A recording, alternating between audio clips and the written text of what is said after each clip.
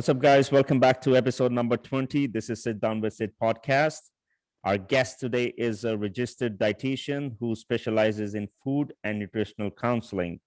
She is a nature-loving, sweet seeker who travels to enjoy the most well-known food around and strongly believes that there is power through food and nutrition that directly affects the way you feel and live, not only now, but in the years to come.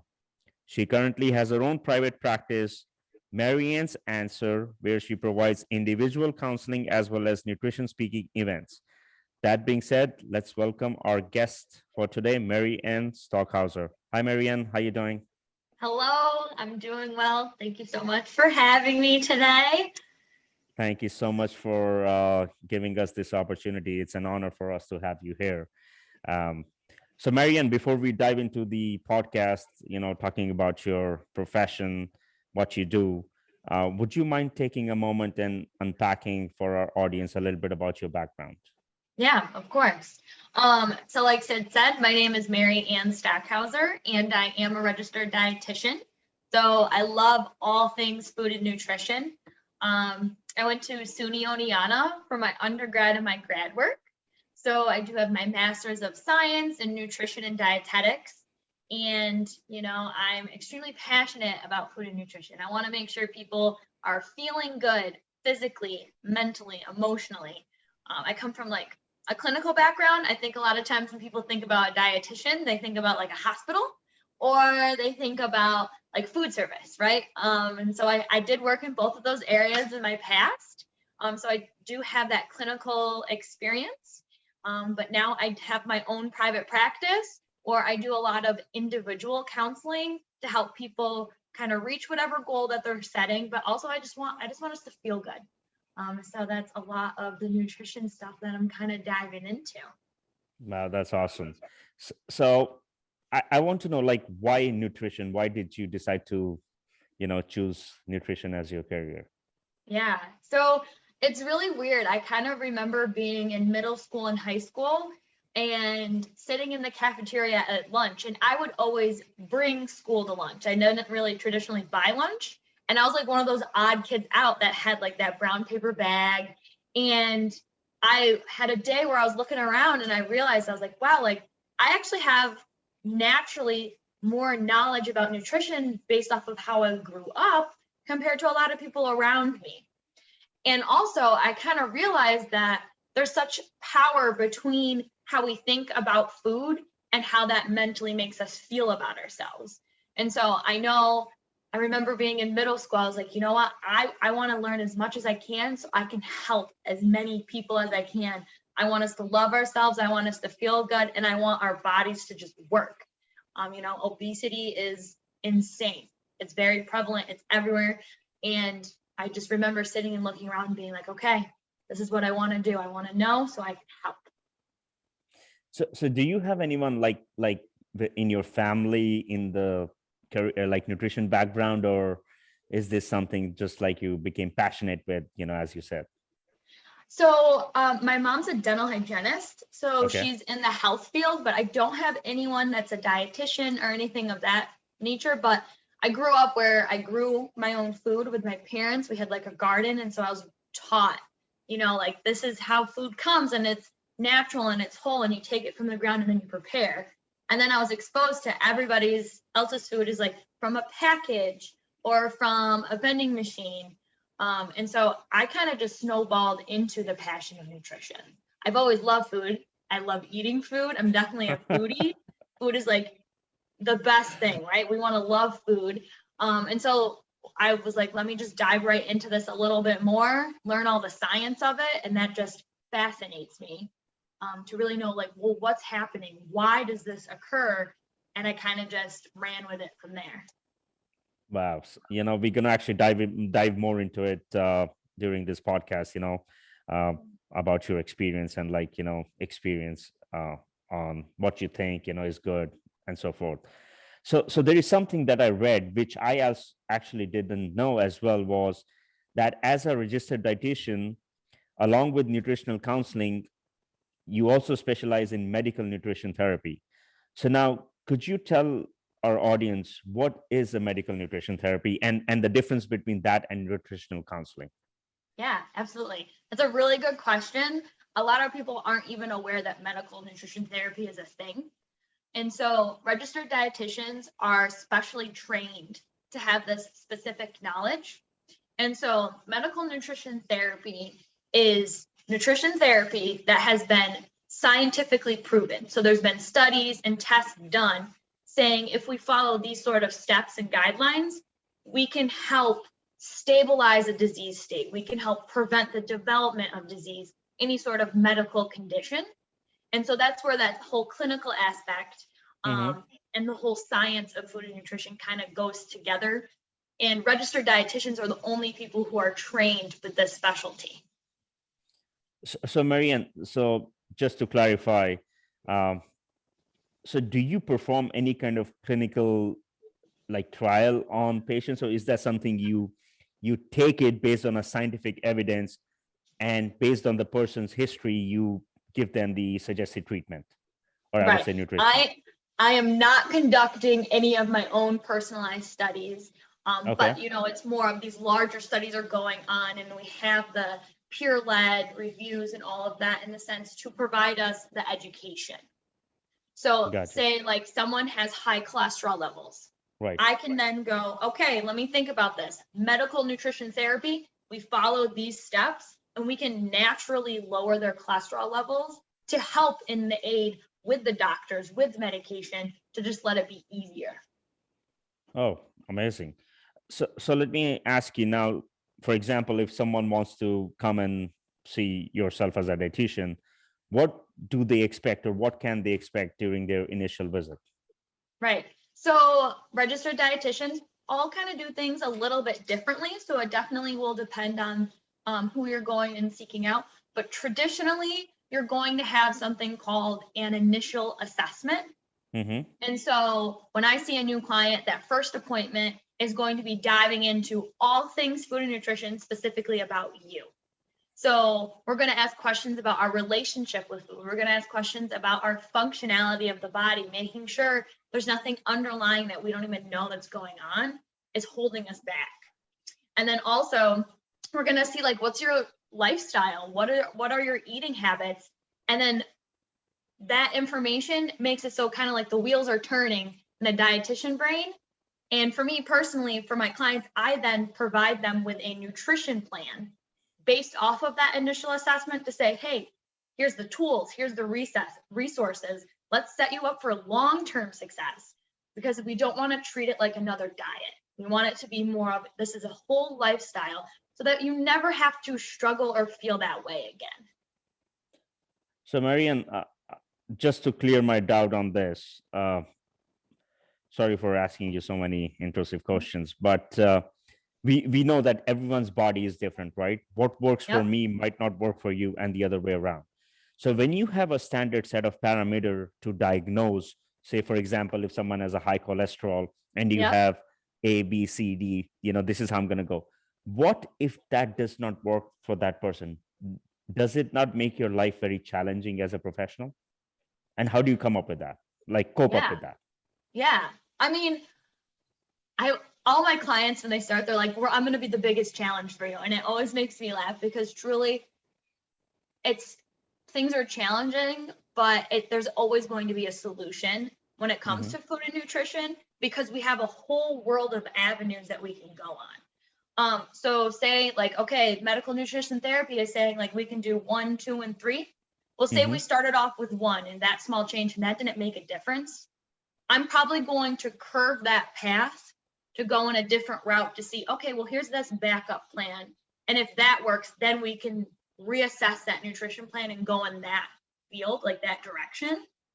And I mean, I wouldn't say it necessarily is challenging. It's thoroughly enjoyable for me because I really enjoy analytical things. I like puzzles. I like being able to figure out what's going on, like nip it in the butt and then have that solution so that person can feel good. I love that approach of yours. So now we know that nutrition is a very broader term, right? So during your initial consultation with clients, is there any aspect of nutrition that you address or you think is more important than the others? Well, definitely getting a whole encompassing picture briefly, Mm-hmm. at least, is essential. But for me, number one is going to be functionality or like gut health. So is the body working, right? Are we chronically dehydrated? Because Mm-hmm. that's a functional thing. You probably have 12 symptoms and it's actually because we're just not drinking water properly. So really what I think is essential is going to be establishing and being able to identify markers of, okay, the body's just not working right.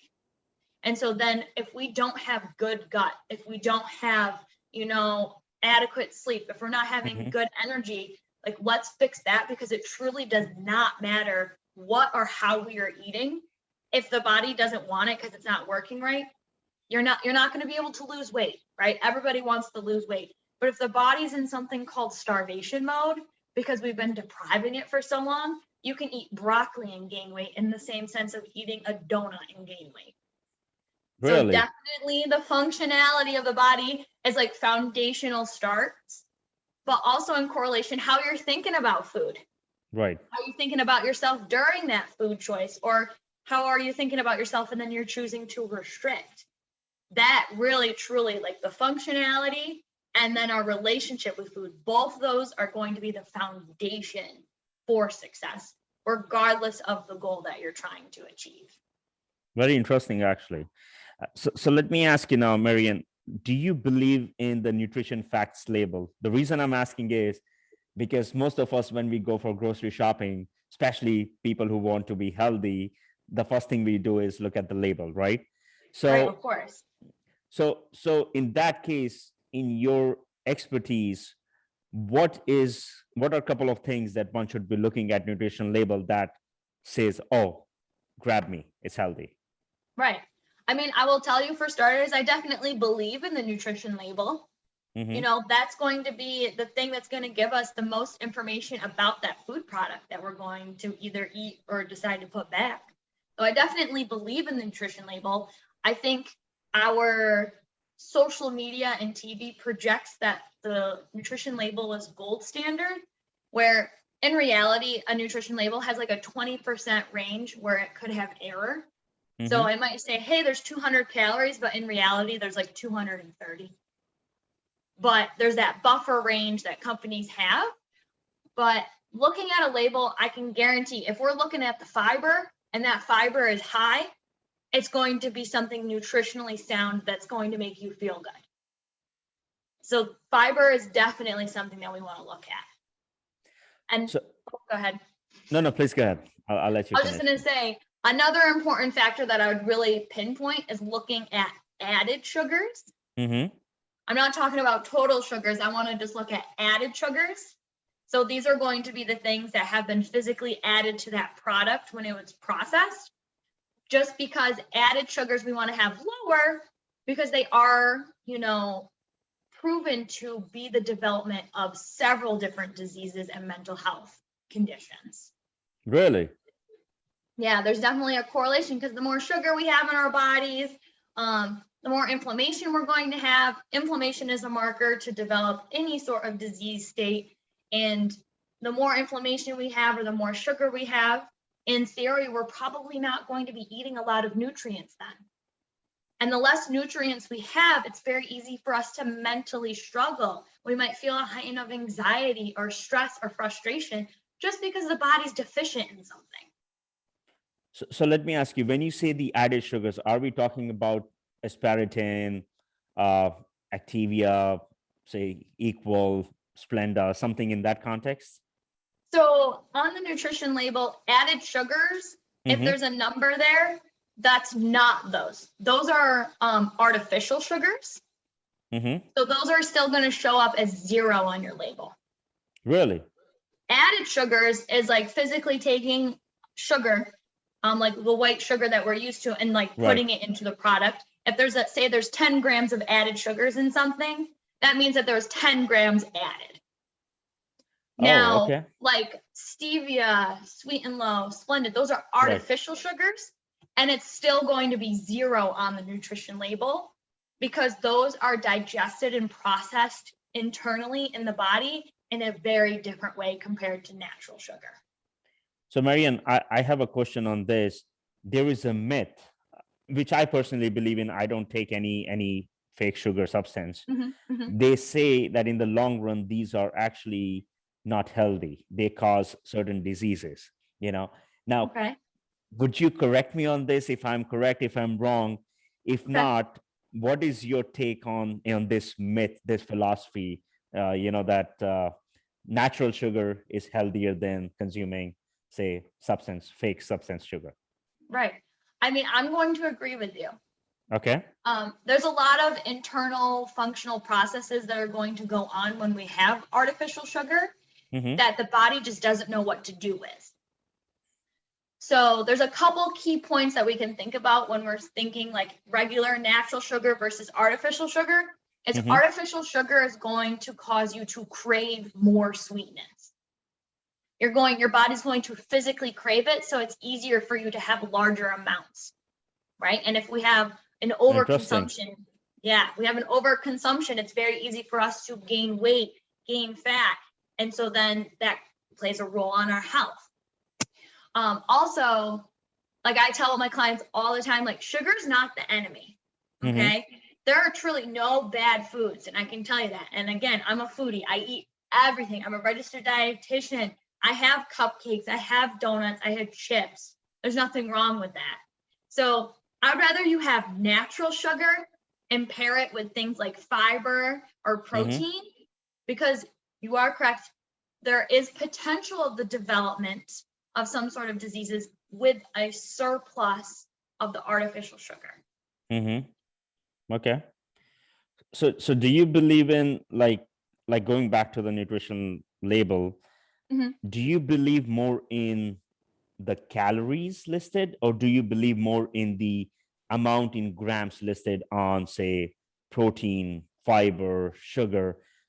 Because I'm also very confused on that, label thing. So yeah, I will tell you, the nutrition label is very confusing. If you don't know what it means, you don't know what it means. A lot of times people don't talk about it in depth. And so I care about all the nutrients over the calories. So I care about fats, carbs, proteins, fibers, sodium, sugars, all of those, because that's like the quality of the food. If I tell you something has 100 calories, well, is that 100 calories of protein? Is that 100 calories of pure fat? Is that 100 calories of pure sugar? We don't know. That's a good point. So, calories can be very misleading. Something can be lower in calories, but nutritionally, those markers are going to be harmful to you. And so I care much more about the quality of the food, so the grams of the different nutrients of the protein, carbs, fats, compared to just calories alone. That's very interesting. I actually didn't even know those things. So thanks so much for sharing your expertise with us on that. Yeah, absolutely. Now, MaryAnn, I want to bring this up. I like you do recipes of the month, and your recipes look very tempting, very appetizing. Can we dive a little bit into that? Like, why did you started the recipe of the month? Like, what was the story behind the theme, that why you want to do this recipe? And then what comes to your mind when you want to create a new recipe every month, Yeah, absolutely. So once a month, of course, I have a recipe of the month, where I take a favorite food, favorite recipe, and I put a dietitian spin on it. And so the reason that I started this is because I feel like people are very hungry for recipes, right? I feel the moment that someone wants to change their health, they go on a diet and they follow people's recipes. And traditionally, those recipes don't actually taste good. They're not satisfying. They're not going to give you warm, comfy feelings that we want from our food sometimes. And so the reason why I started my recipe of the month is I want to take those favorites. I have banana muffins, I have pancakes, I have lasagna, and then I tweak them a little bit, because if you make small, subtle changes, they still taste delicious. They're going to satisfy you. And it's not like you're restricting anything. You're still able to eat your favorite foods and have that nutritional spin on it. And you can have them whenever you want. There's nothing off limits, especially with the recipes that I offer every month. would you mind, if that's okay with you, would you mind sharing with us one of the recipes, say for example for this month or last, where you came up with a twist, so people know that, you know what, you can eat good food and still be healthy? Because once Right. again, there is this myth, which I believe in: Mhm. healthy food is never delicious. Right. So I want the audience to change their perception. Would you mind sharing one recipe with us, please? Like, Sure, absolutely. And I can always send this to you too. Like I can send you one of those recipes, so please. that you can have that PDF. But so let me think for a second. Let's do my banana muffins. Okay. Okay. So my banana muffin, I made it so that there's some avocado in it instead of some of the butter. Really? So there's still some butter in it because I love butter. Everybody loves butter. It makes our baked goods really good. But I've substituted some of it for avocado. Avocado is going to be a beneficial fat that's really good for your brain Mm-hmm. to help in the prevention of Alzheimer's. Okay. So that's one tweak. But another tweak is that I like to add fiber to things. Fiber is probably one of my favorite recommendations. It's really, truly such a nutrient that does so much for us. And so I'm someone who likes texture, right? Like I don't like a lot of mush. I want like crunch. And so, when you get a muffin and there's that top layer of sugar. Right.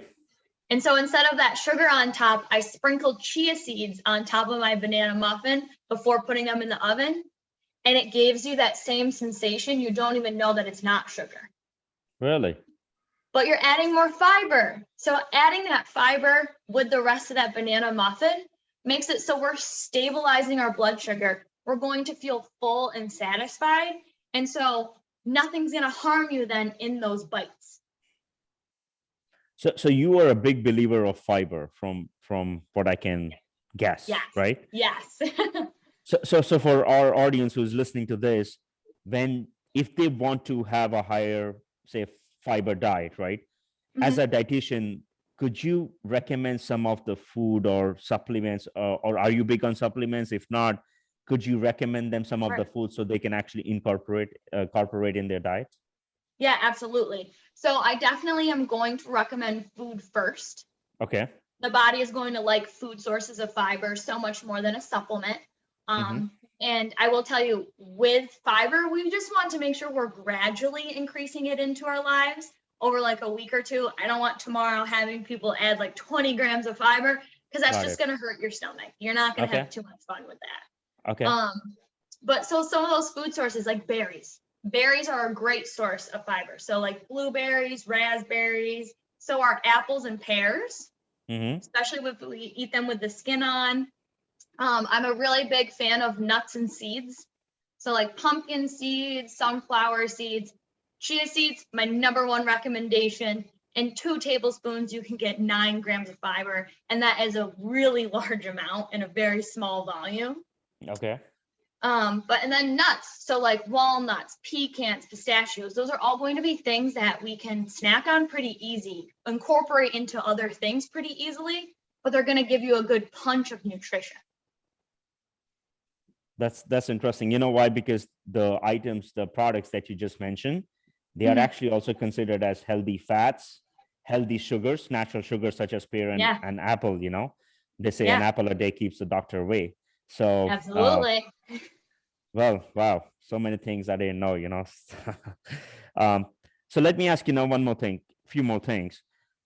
So, you know, when you see a client who is a pure vegetarian, right? Mhm. What kind of nutritional recommendations do you have for someone who does not consume, say, meat products? Because I'm sure there are a lot of people who are vegan and don't consume Yeah. meat. So can you tell us a little bit about that? Yeah, for sure. So one thing that I probably would say is I think there's a big misconception that if someone's vegetarian, they don't get enough protein, Mm-hmm. where I think it really just depends on the person. I know a lot of vegetarians that have really adequate amounts of protein, and I know a lot of people who are not vegetarian who barely get any protein. So I think that is one big misconception when it comes to being vegetarian versus, not labeling yourself as a certain type of eating pattern. But with vegetarians, you're going to potentially miss out on those nutrients that animal products give you. So you could have a lack of iron. Mm-hmm. Could have a lack of B12, vitamin B, okay? Those are really important for energy. They're really important internally in your body for a lot of functions. Okay. It's going to affect how you're sleeping. And so you can get those by making sure that you have certain nutrients together. Like spinach is going to have a great source of iron, but you want to make sure you eat that spinach with some sort of vitamin C. So say we have a salad that has all those vegetables in it. You can put bell peppers in it or put strawberries or clementines in that salad, and it's going to make it so your body actually absorbs that iron that much more, so you won't be deficient in it. Really? So it's always, according to you, it's always good to mix things up, just not to have a single source of, say, component. Yeah, absolutely. The more variety that you have in your diet, the better your gut will be. And the gut is kind of like one of those foundational things. If your gut's out of whack, if we're constantly bloated, we can't go to the bathroom, feels like there's a rock in our stomach, you're not going to be feeling good. Things aren't working right. And so the more variety we have, the happier your stomach is. Very nice. So, MaryAnn, now, what are the population of people, or what is a right fit for someone like yourselves? So people can reach out to you if they want to work with you or something. Right. Yeah. So I specialize kind of in two different areas. So I see a lot of people with disordered eating or eating disorders, poor relationship with food or with themselves, which you probably kind of picked up on because I talked about that, mind, body, food connection. Okay. And then also I really specialize in gut health and that functionality baseline of the body. I want to make sure, let's fix things, because most of the time, say our cholesterol is high, say our skin is bad, say we're not sleeping right. It could simply be that our gut is out of whack. Let's recalibrate things. And then most of the time, things kind of fix and resolve 12 things when it was only one thing that we had to do. So eating disorder and gut health. These are the two. So those are definitely my two specialties. Specialties. Okay. So my question to you is now, eating disorder, from what I have read, stress is the number one cause for eating disorder habits. So how do you manage that? Like, now here comes someone with an eating disorder habit who is actually stressed out of their mind. How do you evaluate and work with that person? It's, I'm just curious to know. Yeah. So during part of my initial assessment, I have a section where I say a bunch of different emotions. And I say, well, do you ever eat because you're feeling this emotion? Or do you ever restrict, because that is an eating disorder tendency, because you're feeling that emotion? A lot of times people are stressed, so they'll stress eat. So we want to take that and say, okay, well, what else can we think about that's going to help us cope with stress so that we don't always have to turn to food? Well, how do we feel after we're stressed and we just ate a ton of food? Did we actually feel any better? But yes, what if someone has a habit? How do you break that pattern? Because that's pretty hard. So definitely small, consistent changes. I get on the level that's very realistic. We're not going to move a mountain in a night. And so I'm going to come to your level and I'm going to see where you are at. And so I kind of pick it apart and go through certain steps, specifically with my eating disorder clients. And that's where I can set them up, because I'm going to be your cheerleader, but I'm also going to be your resource. So if you need help during the week, message me, call, get in contact with me, and we can go through it. I can help talk us down, help us change our thought process, because habits, they're not built overnight. So we're not going to be able to change them overnight either. It's just very small, simple, painless changes that build upon each other that set people up for success. Nice. I like what you said. You cannot move a mountain overnight. That's a great way to put it together. So now let me ask you, being a nutritionist yourself, what qualities make a nutritionist a good nutritionist? Oh, that's a good question.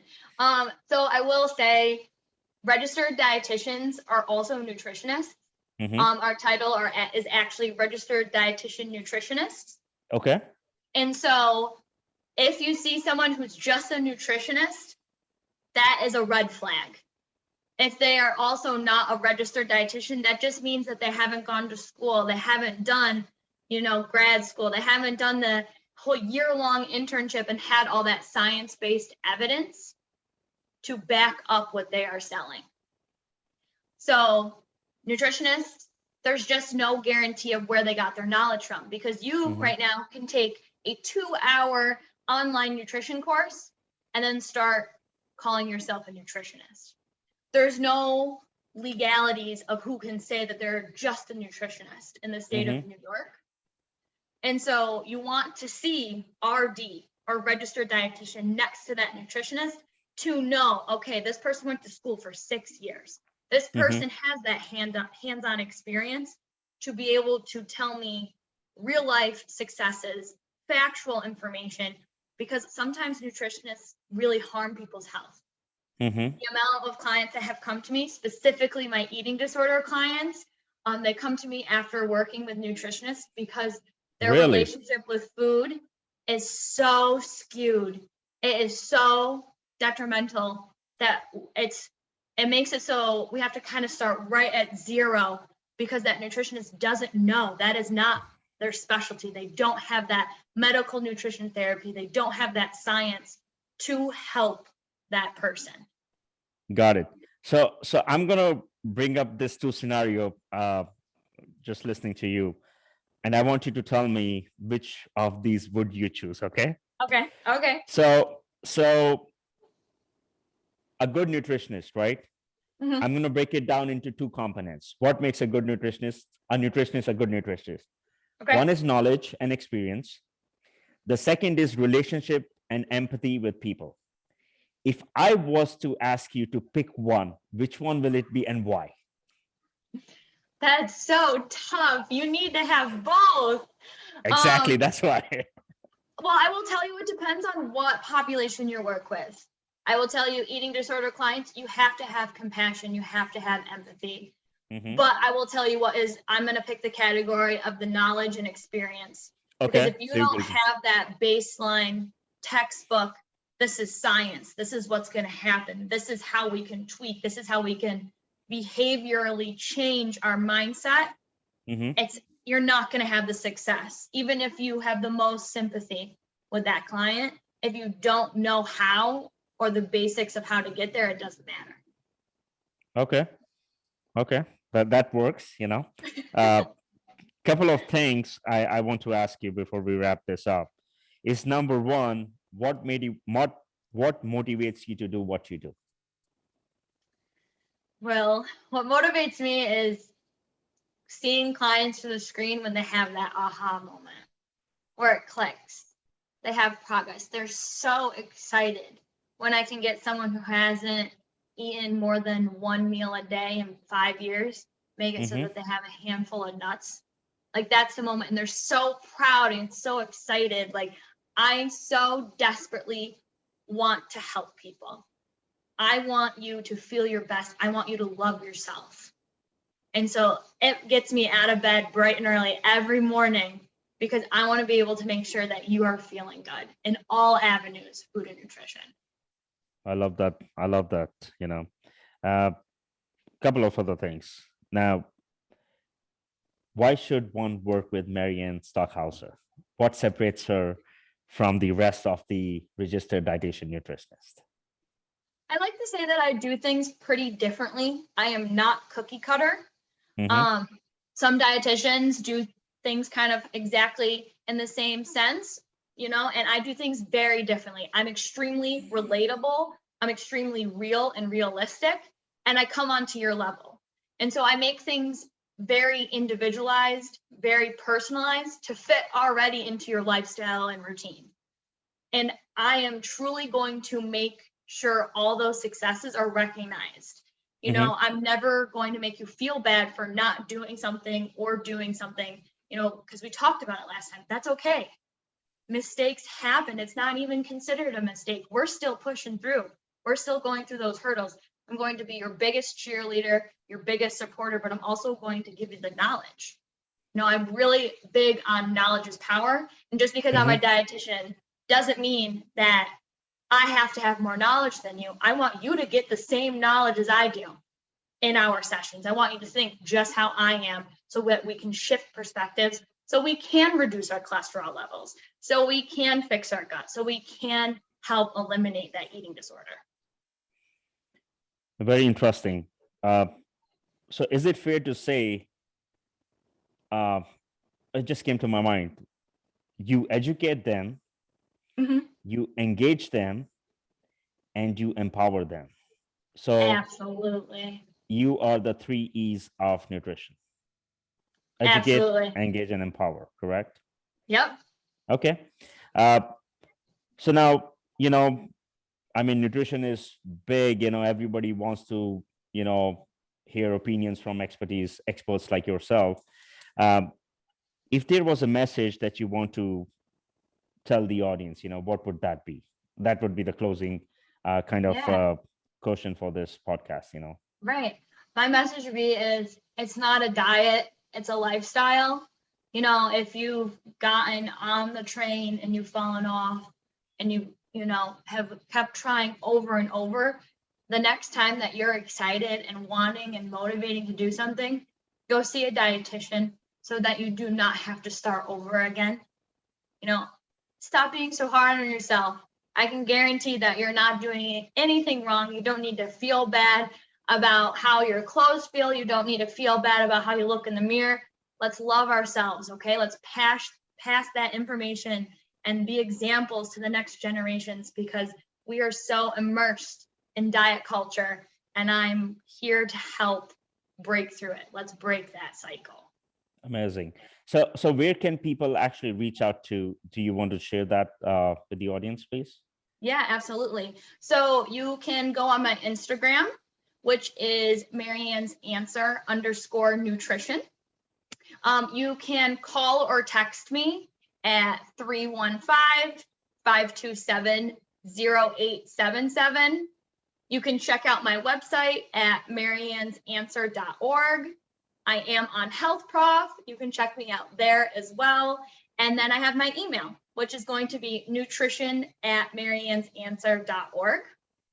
So whatever type of means that you feel comfortable with, but please reach out, ask me your questions. I am more than happy to help. So MaryAnn, we are actually going to put all this information in the description, so actually people can reach out to you, and well, MaryAnn, this has been a blast. It was an eye opener for someone like myself as well, and it was fun to have you on our podcast, and listen, what you had to say. Awesome. Well, thank you so much for having me. It's always a pleasure. I love talking about food and nutrition. So any questions you have in the future, shoot them my way. I'm definitely here to help answer them. Thank you so much. Will do. Have a good evening. Thank you. Bye-bye. Thank you. You too. Bye-bye.